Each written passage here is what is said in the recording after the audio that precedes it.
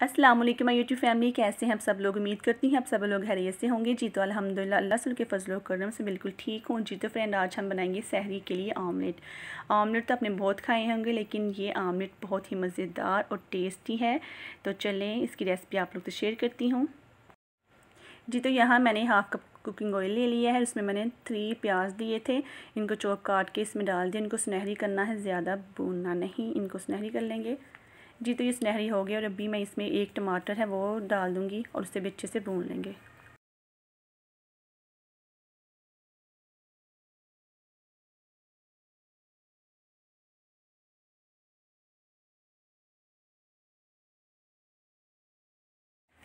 जी तो मैं टमाटरों को 2 मिनट के लिए भून लिया। अभी मेरे पास यहाँ 1 टेबल स्पून अदरक है, अदरक को भी इसमें डाल के अच्छे से भून लेंगे।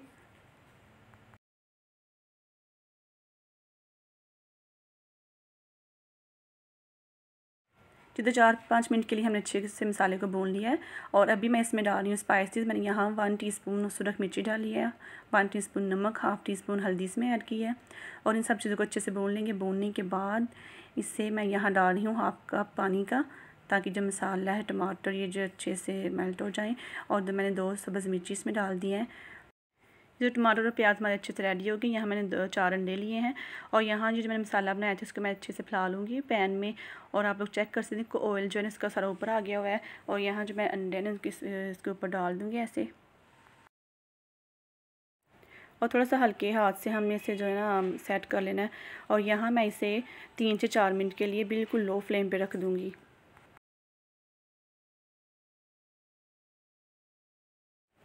जी तो यहाँ मैं इसे चेक करने लगी हूँ। जर्दी से तोड़ लेंगे और जर्दी को तोड़ने के साथ साथ ये जो हमारा अंडा है ना वो अच्छे से थोड़ा थोड़ा पक गया, थोड़ा सा कच्चा है। और इसी पॉइंट पे आके हमने ना ऐसे हल्के हल्के से चम्मच की मदद से ना इसको थोड़ा सा ऐसे टुकड़ों में काट लेना है। ये जो ऊपर हमने अंडा डाला है ना इसके ऐसे टुकड़ों में काट लेंगे। एकदम हमने इसे मिक्स नहीं कर लेना सब चीज़ों को ना, तो इसे ऐसे हल्के हाथों से ऐसे टुकड़ों में हम काट लेंगे।